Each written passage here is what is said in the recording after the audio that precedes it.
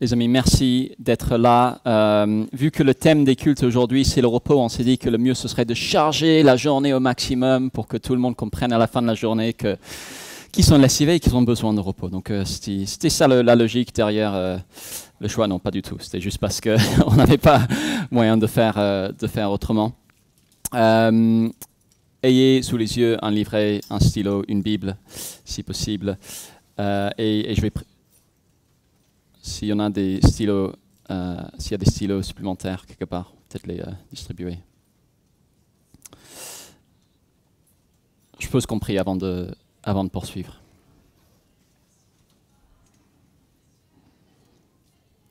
Dieu et Père, nous voulons te remercier parce que tu es le Dieu du repos véritable. Merci parce que c'est dans le but de nous conduire au repos que tu nous adresse ta parole qui est vivante, active, plus tranchante que l'épée à double tranchant. Et c'est dans cette optique-là, Père Céleste, que nous voulons te demander de nous aider cet après-midi à être à ton écoute, à nous concentrer, peut-être malgré le programme sans doute surchargé de cette journée, et de nous aider à bien réfléchir, bien travailler ensemble pour grandir dans notre connaissance de toi, notre amour pour toi. Au nom de Jésus. Amen. Ok, donc c'est le dernier dimanche de la forme avant l'été. Merci beaucoup si vous avez suivi depuis septembre. Le but de ces moments, peut-être que tous n'ont pas pu être là à chaque fois, mais le but de ces moments, poser des convictions solides concernant Dieu, son projet et notre place là-dedans. Je suis convaincu qu'une vie joyeuse et fructueuse commence ici et ici par des convictions solides. Donc on avait commencé par un survol de la Bible. Voici notre schéma. Si vous n'avez pas été là les autres fois, ça ressemble peut-être à un devoir de maths. Sinon, j'espère que ce qu'on retient, c'est que la Bible raconte une grande histoire. Une grande histoire qu'il faut suivre du début jusqu'à la fin pour avoir une vision claire de Dieu et de ses projets. C'est une histoire dans laquelle nous avons notre place. Et c'est pourquoi, après le survol, on a enchaîné sur une série d'ateliers que j'ai appelé la vie chrétienne normale. La vie chrétienne normale, à la lumière de cette grande histoire. Quelles conséquences pour notre vie? C'est quoi la vie, entre guillemets, normale pour un chrétien? Nous qui vivons ici, entre la résurrection de Jésus et la nouvelle création. Quelle vie rechercher, nous qui vivons à cette période-là de l'histoire, si nous connaissons Dieu? Et on avait remarqué que la Bible répond à cette question en 3 mots importants, pas toujours bien compris: espérance, foi, amour. Espérance, foi, amour. L'espérance, si vous nous rejoignez, il y a des livrets supplémentaires, je pense, quelque part. Regardez autour de vous, vous allez en trouver. Bienvenue. Donc la dernière fois, l'espérance. L'avant-dernière fois, pardon. La vie chrétienne normale, c'est une vie orientée vers la nouvelle création, où toutes les promesses de Dieu s'accompliront complètement et où tout sera tel qu'il devrait être. On est invité quelque part à être un peu comme des enfants qui attendent Noël, y penser tous les jours, mais vis-à-vis de la nouvelle création. Et puis la dernière fois, on avait parlé de la nécessité de persévérer dans la foi jusqu'à la fin. On a une destination devant nous, et en persévérant dans la foi, en la bonne nouvelle de Jésus, en se souvenant de ce qu'il a accompli par sa mort et par sa résurrection, on est sûr d'arriver à bon port. Aujourd'hui, c'est l'amour. Et on va se poser une question posée par une des grandes artistes du XXe siècle, Tina Turner. What's love got to do with it? Qu'est-ce que l'amour a à faire là-dedans? Alors quand j'ai mis cette référence-là sur Slack, je craignais que personne comprenne parce que cette chanson est quand même sortie en 84, c'est-à-dire à peu près 20 ans avant votre naissance. Et en fait, j'ai été rassuré parce que vous avez tous un goût musical de vieux, donc de ce que j'ai vu. Donc c'est très bien comme ça. Alors qu'on se comprenne, c'est facile de prêcher l'amour, en un sens. généralement, personne n'osera dire qu'il est contre. Le mot amour n'a plus vraiment de connotation chrétienne. On l'entend tout le temps dans la musique qu'on écoute, les films, les séries qu'on regarde, comme L'amour est dans le pré, votre émission préférée. Tellement français, romance et un producteur de fromage. On les met ensemble. Plus français tu meurs. On n'a pas besoin d'être chrétien pour plaider en faveur de l'amour non plus. En 2008, Ségolène Royal, vous vous souvenez d'elle? Non, moi non plus. Ségolène Royal avait inauguré l'université d'été du Parti socialiste en disant aux militants « Aimez-vous les uns les autres ou disparaissez ». Ce qui, vu le score du PS législatif, n'a peut-être pas été écouté. Ça ne mange pas de pain de dire aux gens de s'aimer les uns les autres. Et pourtant, quand on ouvre la Bible, on est frappé de voir qu'elle insiste encore et encore sur l'amour, à tel point qu'on doit se demander pourquoi. Pourquoi une telle insistance sur quelque chose qui pourrait nous sembler une évidence?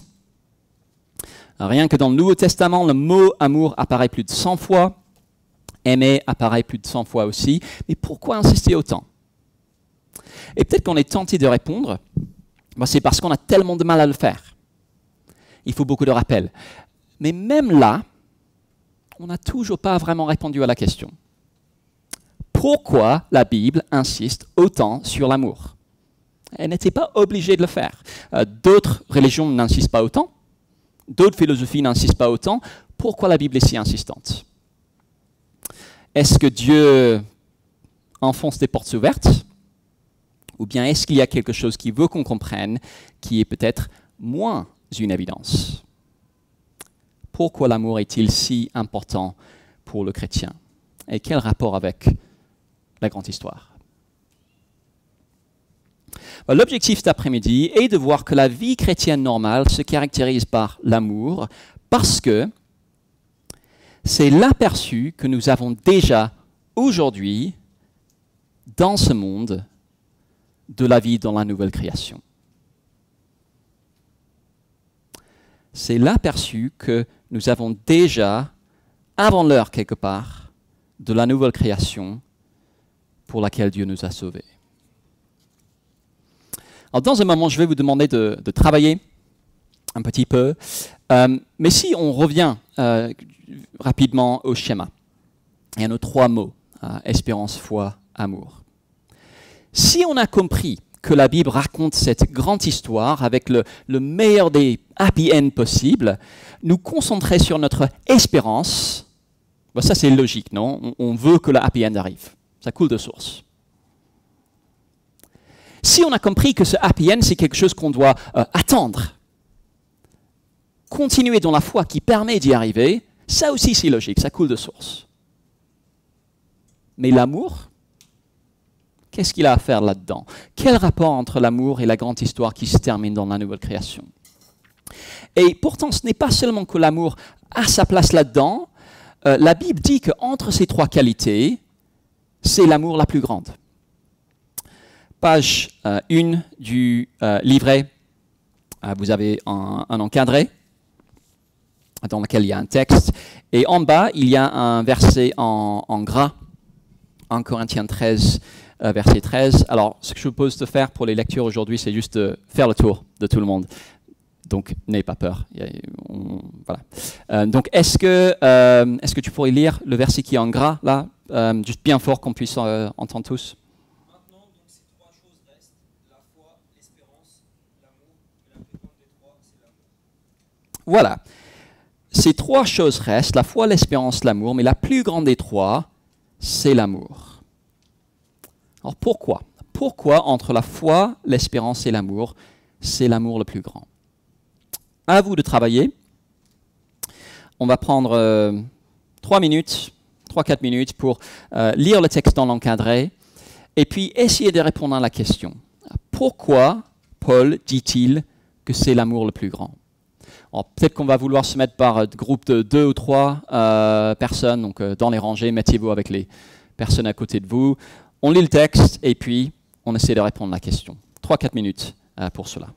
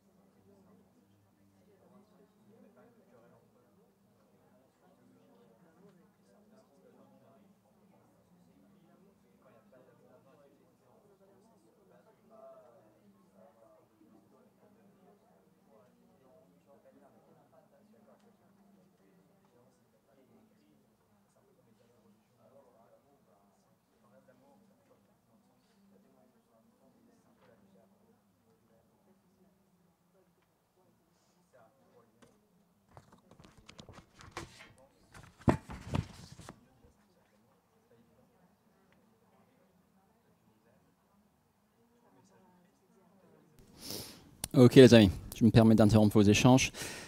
Alors qu'est-ce qu'on pense? Pourquoi, selon Paul, c'est l'amour le plus important? En vrac, n'hésitez pas, livrez vos réflexions. Indispensable, pourquoi? Ouais. Parce que sans l'amour, tout le reste est vain. Ouais. Sans l'amour, tout le reste est vain. Ouais, super. D'autres choses? On a dit que l'amour, c'était ce qui donnait de la valeur à tout ce qu'on pouvait faire. C'était la seule vraie bonne motivation. Et on a dit aussi que Dieu est d'amour. Ouais. Donc si on a connu Dieu, ben, on ne Ouais. peut pas avoir d'amour. Ouais, super. D'autres idées? Il y a aussi au verset 8 la notion d'éternité, que Oui. l'amour qui ne disparaît pas parce que les autres, la prophétie, les langues, la connaissance. Ouais, il y a un contraste qui est fait entre ce qui dure et ce qui ne dure pas. Super. Une autre réflexion?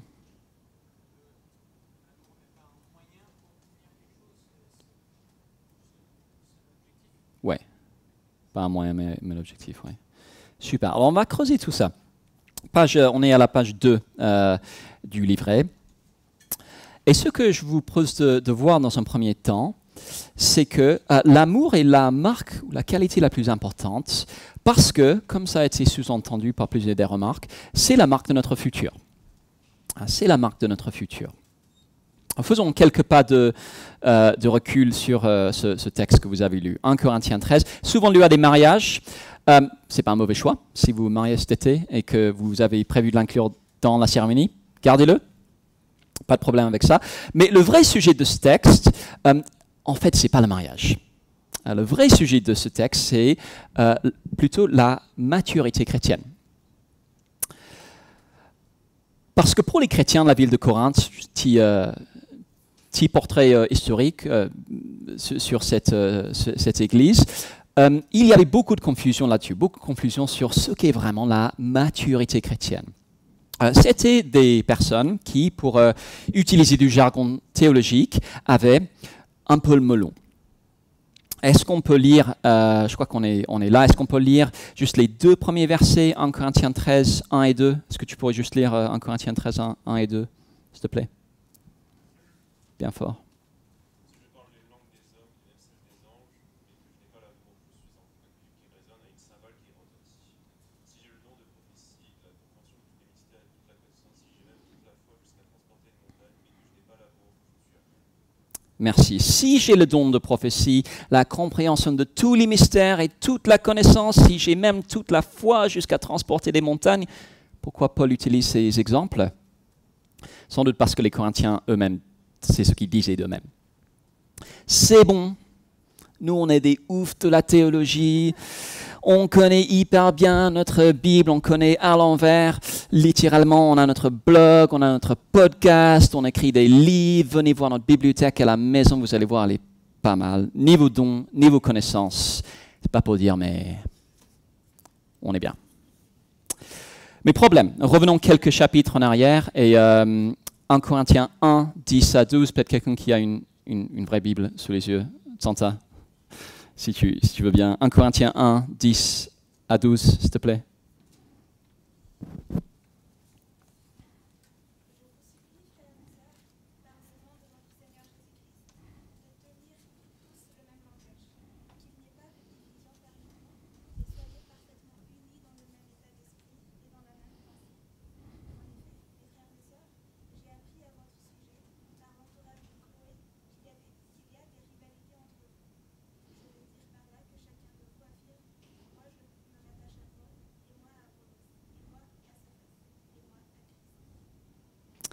Merci. Donc cette église, si fière de sa maturité, était en fait affreusement divisée. Il y avait des clans, chacun avec son gourou. Moi, je suis du côté de X, moi du côté de Y. En fait, certains étaient d'une telle fausse humilité qu'ils se présentaient comme le camp qui suit Christ. C'est-à-dire, genre, les autres membres de l'église, on ne sait pas trop, mais nous, on est du côté de Jésus.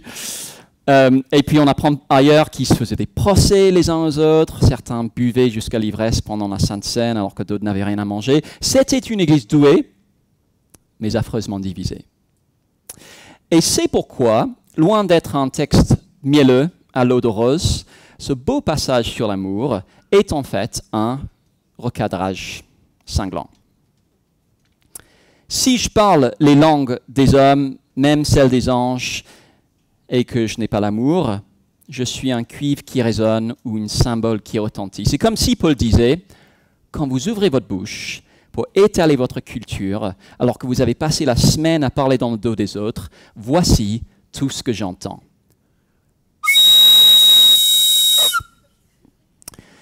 Juste du bruit. Tu as lu notre blog, Paul, il est tellement mieux que le leur. Tu as vu le nombre d'abonnés sur notre chaîne YouTube, notre page Facebook. Chers Corinthiens, vous me faites mal aux oreilles. Quand vous avez entendu ce texte lu à un mariage, comment est-ce qu'il a été lu? Sur quel ton? Je sais comment il a été lu.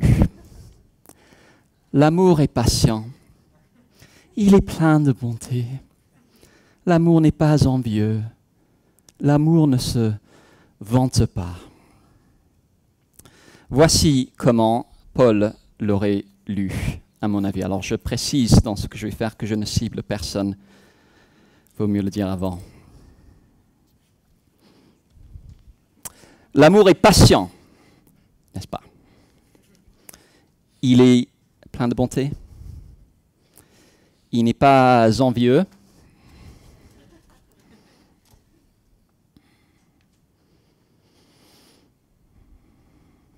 Il ne s'enfle pas d'orgueil. Je te cible 2 fois, c'est pas fait exprès. Vous voyez l'idée. Vous voyez l'idée. Alors si ça nous met mal à l'aise, je m'en excuse, je cible les personnes, mais si on a ressenti une certaine gêne, c'est qu'on a compris le propos du texte. C'est une réprimande pour des personnes qui se croyaient au top spirituellement, mais qui avaient raté l'essentiel. Alors tout de suite, on doit marquer une pause, les amis. Aujourd'hui, grâce à Internet, nous avons un accès inédit à des ressources de formation. Il y a des choses sur Internet à éviter. Il y a beaucoup de choses sur Internet qui sont très bien. On peut suivre des conférences, on peut prendre des cours à distance, on peut bénéficier de la sagesse de personnes qui vivent à des milliers de kilomètres de chez nous. Et le résultat, c'est que ce n'est pas très difficile d'accumuler un bon bagage de connaissances théologiques. C'est bien plus facile pour nous que pour d'autres générations. Mais l'erreur dans laquelle on peut tomber, c'est de penser que parce que j'ai accumulé un bon bagage de connaissances, ou parce que je passe des heures à débattre dans des forums, c'est synonyme de maturité chrétienne. Mais si tout ce que je fais n'est pas orienté par l'amour, notre Église compte beaucoup de personnes ayant beaucoup de dons différents, c'est super, connexion à un incroyable talent. Mais si l'exercice de ces dons n'est pas guidé par l'amour, il ne s'agit pas de cracher sur la connaissance ou les dons. 1 Corinthiens, est-ce que, Églantine, tu pourrais lire 1 Corinthiens 13, 2, s'il te plaît?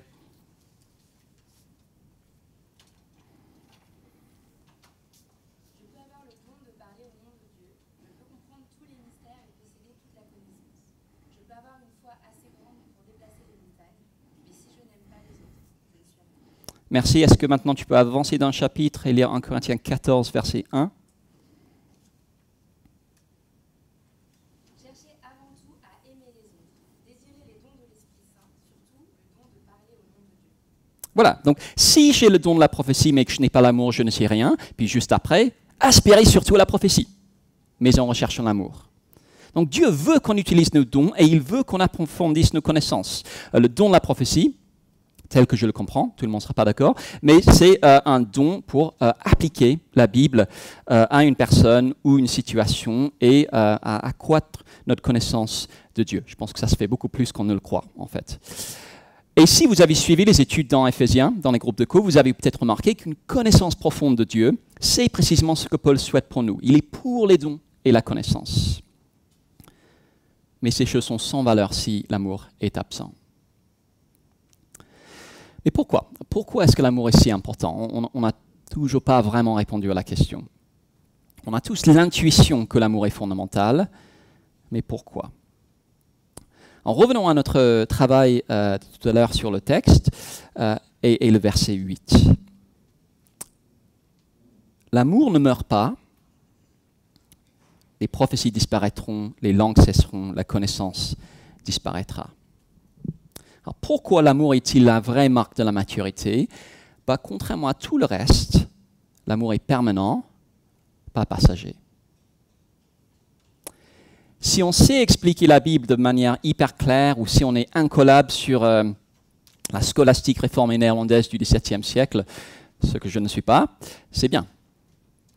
Mais ne croyons pas qu'on emportera notre bibliothèque avec nous dans la nouvelle création. L'amour, par contre, lui, dans la nouvelle création, il sera bel et bien là. L'amour est fait pour durer. L'amour est la marque de notre futur. Et c'est pourquoi l'amour est plus grand même que l'espérance ou la foi. Réfléchissons un instant. Est-ce qu'il y aura l'espérance dans la nouvelle création? Non. L'espérance, c'est l'attente de ce que Dieu a promis, mais quand on y sera, par définition, l'attente sera finie. Est-ce qu'il y aura la foi dans la nouvelle création? La foi, c'est croire que la parole de Dieu est fiable, même quand les apparences suggèrent le contraire, mais quand Dieu aura terminé de tenir sa parole, quand on sera dans la nouvelle création, la foi n'aura plus de raison d'être. Est-ce qu'il y aura l'amour dans la nouvelle création? Oui, partout. Ce sera une des marques par excellence, parce que, comme Maria l'a souligné, c'est une des marques par excellence de Dieu. L'amour est permanent, le reste est passager. Mais si c'est ça, l'amour est donc ce qu'on peut vivre ici et maintenant, dans ce monde, parmi nous aujourd'hui, de la nouvelle création. Un avant-goût du paradis dans le présent. Illustration très imparfaite. Les enfants en maternelle, j'en ai une, découvrent que les enfants en école primaire savent lire et écrire. Puisque les grands savent lire et écrire, en maternelle, ils aiment s'y essayer déjà parce qu'eux aussi veulent être des grands.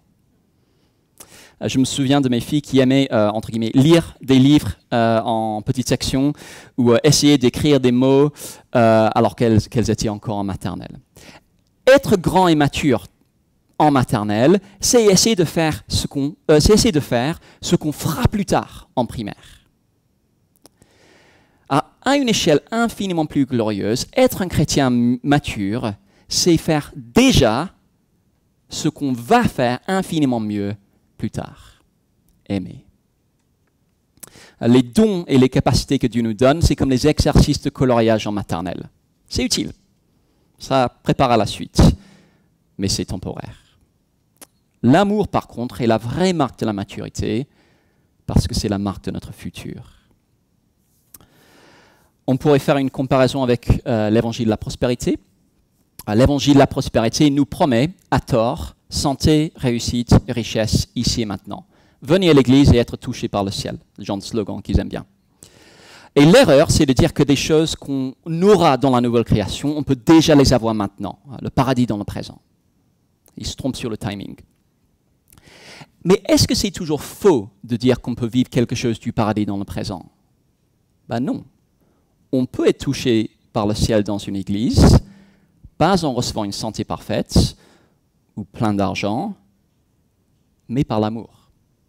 La vraie marque de la maturité, parce que c'est la marque de notre futur.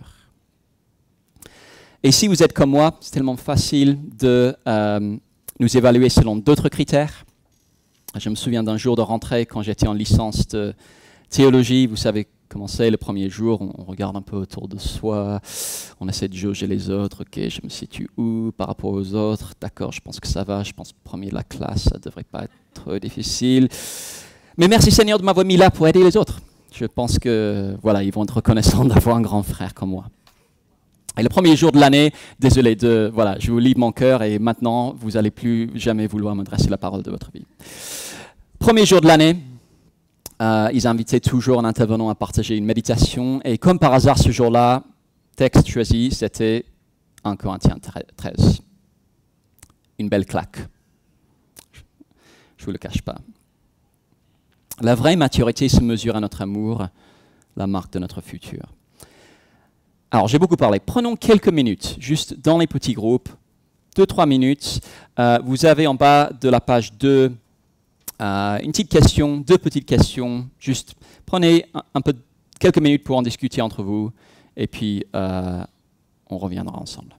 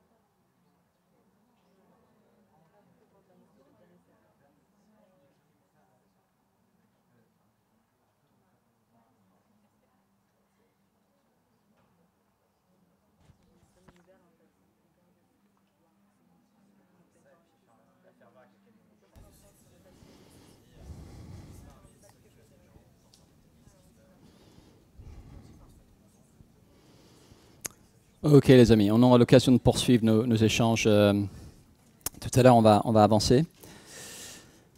Ok, donc on vient de dire que l'amour est la marque de la maturité parce que c'est la marque de notre futur. Mais on peut aller encore plus loin que cela. Quand on s'aime, c'est aussi le signe que Dieu est vraiment présent au milieu de sa vraie famille. Page 3. Alors, je vais encore vous demander de travailler un petit peu. Vous avez un encadré, page 3, avec un texte de 1 Jean, première lettre de Jean. Lisons-le, lisez-le, et puis prenons quelques minutes. Combien de raisons de nous aimer les uns les autres arrivez-vous à trouver dans ce passage? Ok, 3-4 minutes pour cet exercice-là.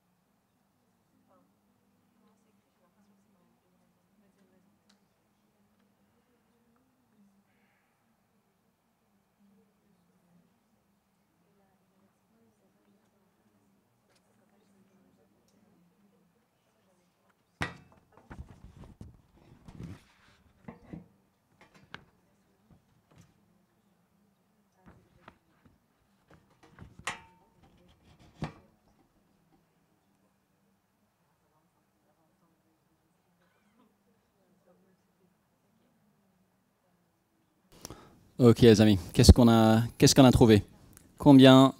Quelles sont les raisons qu'on a trouvées dans ce passage pour s'aimer les uns les autres?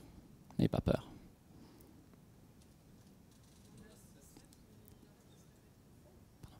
Marc?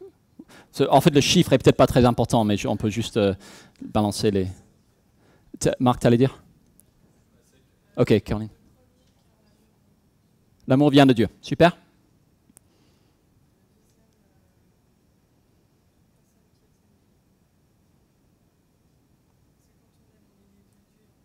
Oui, super, ok. Les autres, qu'est-ce qu'on a souligné? Merci beaucoup. Dieu nous a aimés.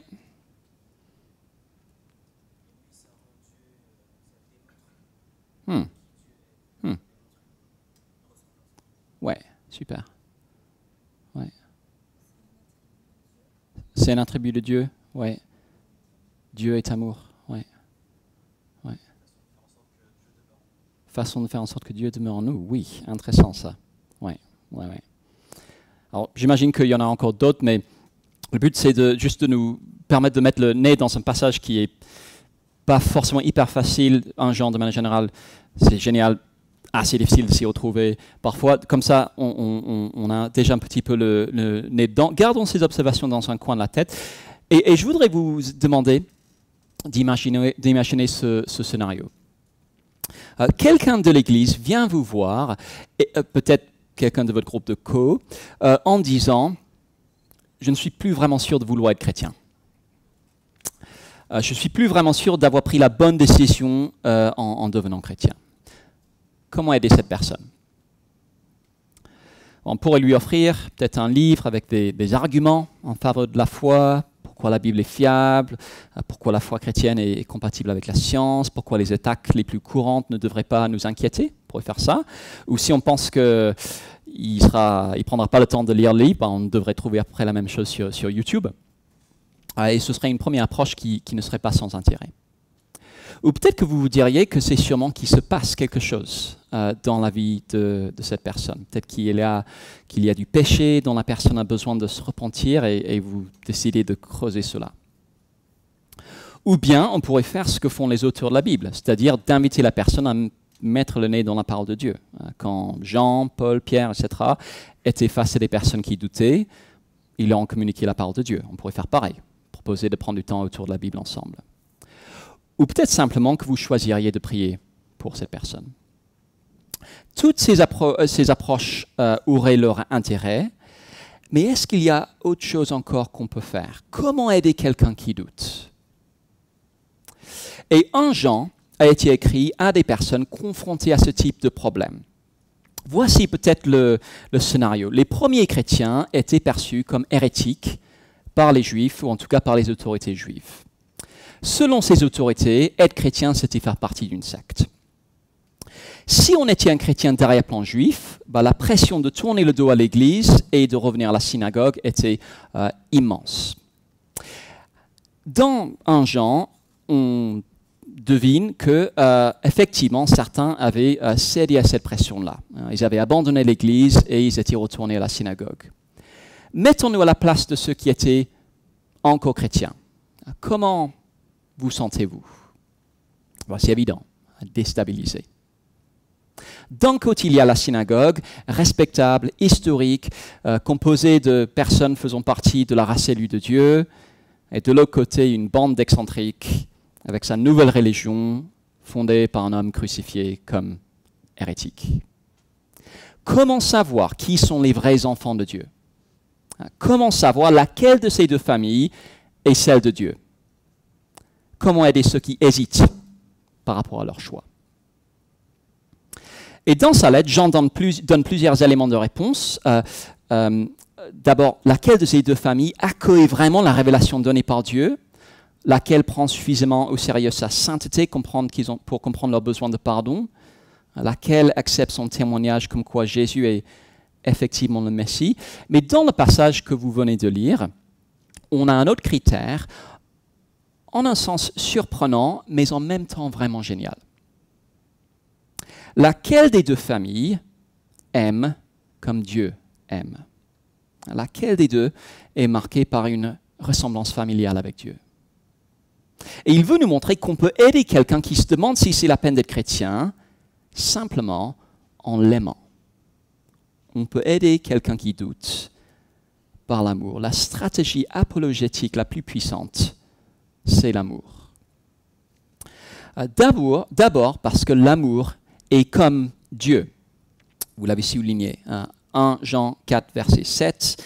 Bien-aimés, aimons-nous les uns les autres, car l'amour vient de Dieu, et toute personne qui aime est née de Dieu et connaît Dieu. Celui qui n'aime pas n'a pas connu Dieu, car Dieu est amour.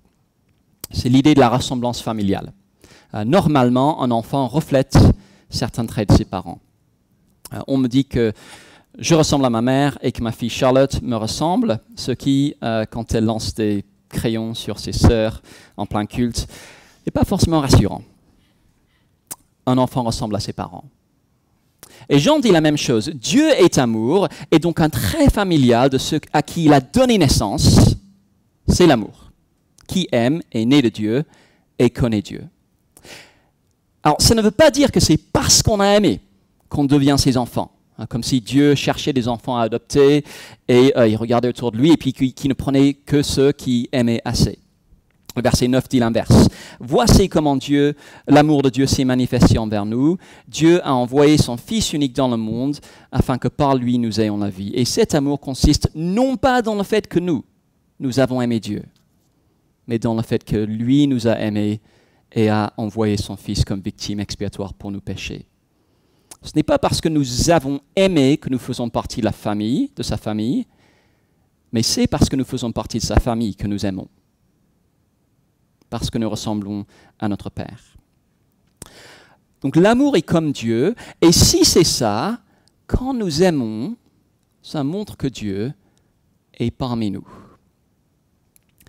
Qui ici a déjà vu Dieu? Personne, ça me rassure, personne ne lève la main, j'étais prêt à appeler les urgences, juste au cas où. Non, personne n'a jamais vu Dieu, et c'est pourquoi certains doutent de son existence, c'est impossible de savoir s'il existe ou pas, donc cultive ton jardin, profite de la vie, arrête de te prendre la tête, c'est ce qu'on entend parfois dans la bouche de nos amis. On va sortir de 1 Jean pour aller dans l'évangile de Jean. Je crois qu'on en est à Arnaud. Est-ce que Arnaud, s'il te plaît, tu pourrais lire Jean 1, 18, s'il te plaît. Jean 1, 18.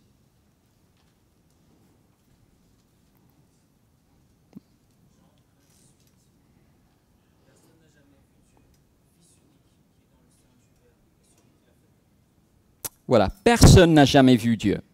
Tout le monde est d'accord là-dessus. Alors, comment le connaître? Grâce à son Fils, qui l'a fait connaître. Dieu, le Fils, est devenu un homme. Il a montré des signes pour prouver son identité, le signe ultime étant sa résurrection. On peut connaître Dieu, le Dieu invisible, grâce à Jésus. Maintenant, revenons à 1 Jean 4 et le verset 12. Est-ce que tu pourrais lire ça? 1 Jean 4, verset 12. Et préparons-nous à ce que ça nous explose le cerveau.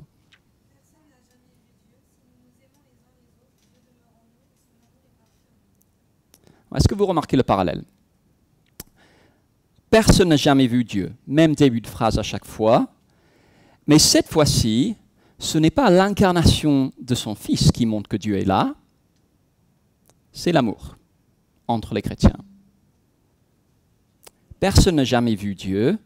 Si nous nous aimons les uns les autres, Dieu demeure en nous et son amour est parfait en nous. Le mot « demeurer » est fortement connoté. Il rappelle le temple dans l'Ancien Testament. Demeure de Dieu parmi son peuple dans l'Ancien Testament. Le temple n'est plus là et c'est sans importance parce que depuis la venue de Jésus, le signe que Dieu demeure chez des personnes n'est plus un bâtiment, c'est que son amour est vraiment au milieu de nous.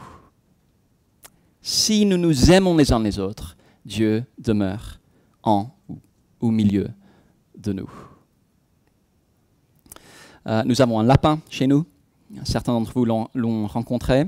Certains l'ont rencontré et ça s'est mal passé. Désolé. Sylvia. Comment savoir si mon lapin est dans la pièce quand je n'arrive pas à le voir? C'est parce qu'il y a des poils sur le canapé, il y a des bouts de papier grignotés par terre, on entend il y a des signes de sa présence. Comment savoir si Dieu est présent parmi un groupe de personnes? Parce qu'il y a des signes. Et si Dieu est amour, un des signes les plus importants, c'est la présence de l'amour. Et c'est pourquoi Jean dit que si nous nous aimons les uns les autres, Dieu demeure en nous et son amour est parfait en nous. Qu'est-ce que ça veut dire, son amour est parfait en nous? Est-ce que ça veut dire que si on n'aime pas parfaitement, Dieu n'est pas vraiment avec nous? Non, le mot traduit parfait signifie plutôt atteindre le but, accomplir son objectif. C'est l'idée que l'amour de Dieu, démontré à la croix, a atteint son but quand il nous sauve, nous adopte dans sa famille et fait de nous des enfants qui commencent petit à petit à ressembler à leur Père. Quand on s'aime comme Dieu a aimé, de manière sacrificielle, en aimant même des personnes pas du tout aimables, c'est le signe que l'amour de Dieu a accompli son objectif, atteint son but. Nous sommes devenus sa famille. Mais si c'est ça, les amis, alors pour aider quelqu'un qui doute, pour aider quelqu'un à savoir qu'être chrétien n'est pas une erreur, que c'est faire partie de la vraie famille de Dieu, il faut l'aimer. L'amour est la marque qui montre que la famille des chrétiens est la vraie famille de Dieu. La stratégie pastorale la plus puissante, la stratégie apologétique la plus puissante, c'est l'amour. C'est la marque de la famille de Dieu. 2 exemples pour illustrer un positif, l'autre négatif. Il y a quelques années, on a invité une voisine à notre ancienne église pour la présentation de Charlotte. Et normalement, cette voisine ne serait pas venue parce qu'elle avait eu des mauvaises expériences étant jeune dans l'église catholique et elle était assez hostile à l'idée de Dieu. Elle est venue pour Charlotte. Il n'a fallu même pas 2 minutes en arrivant pour qu'elle dise « Ah oui, je vois qu'ici c'est différent. Il y a un truc entre les gens, je le sens. » Et les gens ne faisaient rien de particulier. Ils buvaient du café avant le culte, discutaient un petit peu. Mais rien que ça, c'était suffisant pour qu'elle remarque qu'il y avait quelque chose. Autre exemple, plus triste, un couple dans mon ancienne église qu'on avait perdu de vue pendant un moment a envoyé un message un jour pour dire qu'il n'était plus chrétien. Ils avaient pris le temps, selon eux, de tout déconstruire et ils ne croyaient plus. Quand est-ce que ça s'est passé? Comme par hasard, pendant le premier confinement, quand ils étaient coupés de tout contact avec d'autres membres de l'Église. Et je ne peux pas m'empêcher de voir un lien. Quand on se coupe de la famille de l'Église et de l'amour qu'on doit y trouver, ça ne devrait pas nous étonner quand on part à la dérive. On se prive d'une part très importante des données que Dieu a présentées de sa présence. Et c'est pourquoi, si jamais on passe par une période de doute, ça n'a aucun sens d'aller s'isoler dans son coin pour réfléchir. Aucun sens. La réponse, c'est de s'entourer d'autres chrétiens qui vont nous aimer et qu'on pourra aimer nous aussi. Parce que c'est comme cela que Dieu montre qu'il est là. Et donc la question pour nous à Connexion est, sommes-nous une famille marquée par l'amour? Portons-nous les traits familiaux de notre Père? Et ça me semble évident que oui, je suis là depuis 1 an, j'ai l'impression que cette église est remplie de beaucoup d'amour, ce qui ne veut pas dire qu'il n'y a pas aussi des chantiers, des progrès possibles. Parce que si à Connexion, on veut être reconnu comme faisant partie de la vraie famille de Dieu, si on veut aider des personnes à rencontrer Dieu, si on veut aider ceux parmi nous qui passent par un temps de doute ou de difficulté, oui les livres d'apologétique, oui les études bibliques, oui la prière, mais aussi et obligatoirement l'amour. Un amour qui sera imparfait, limité, entaché de péché, bien sûr, pas d'illusion là-dessus, mais l'amour quand même, parce que c'est la marque de notre famille. Alors dans un instant, on aura un temps pour faire chacun un petit bilan personnel, dire que l'amour est la marque de notre futur et la marque de notre famille, c'est aussi dire que l'amour est la marque de notre forme. Donc ça vaut le coup de se poser et de se demander comment va notre amour. Alors le but de cet exercice n'est pas de nous troubler. Si vous voyez des lacunes et vous allez en voir, bienvenue au club. On est tous des pécheurs adoptés dans la famille de Dieu par grâce et qui apprennent péniblement à ressembler à leur Père. Le but n'est pas de nous troubler, c'est de nous ramener au pied de la croix. Nous aimons parce qu'il nous a aimés le premier. On va profiter de ces quelques instants qui nous restent pour faire une sorte de bilan de santé, examen du cœur. À la page 4, il y a quelques textes que je nous invite à méditer individuellement. Prenons peut-être juste 3 minutes pour les méditer individuellement, juste pour les lire individuellement. En dessous, il y a quelques questions. On peut répondre juste silencieusement, individuellement. Donc, prenons quelques minutes pour ça. Et puis après, encore quelques minutes en groupe, juste pour un peu débriefer et prendre un temps de prière. Mais dans ce premier temps, moment de lecture et de réflexion individuelle et puis je nous indiquerai quand on pourra commencer à débriefer en groupe.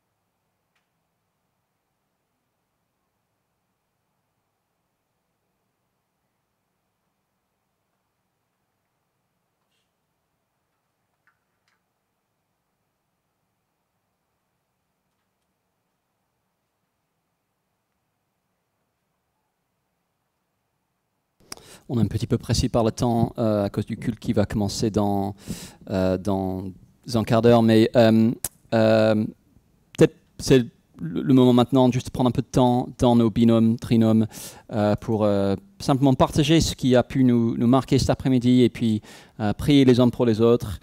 Pour les questions individuelles, peut-être on peut continuer à réfléchir là-dessus dans le métro tout à l'heure. Mais juste voilà, avant de finir, 3-4 minutes d'échange et de prière dans le groupe et puis ce sera la fin.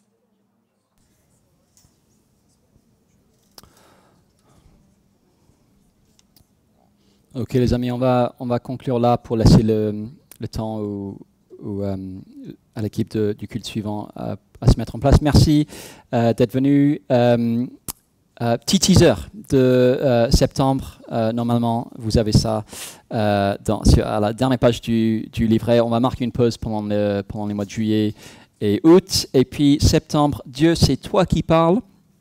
On va prendre peut-être 4 séances consacrées à la question de comment on peut connaître Dieu, ce qu'on appelle parfois la doctrine de la révélation. Comment connaître Dieu? On va parler de ce qu'est la Bible, pourquoi on devrait écouter ce que la Bible a à nous dire. On va parler de questions comme comment est-ce que Dieu nous guide dans nos choix, et on va parler de comment intégrer la Bible dans la vie de tous les jours. Donc, j'ai hâte de vous y retrouver. Passez un bon été et puis on se retrouvera en septembre. Bonne fin d'après-midi.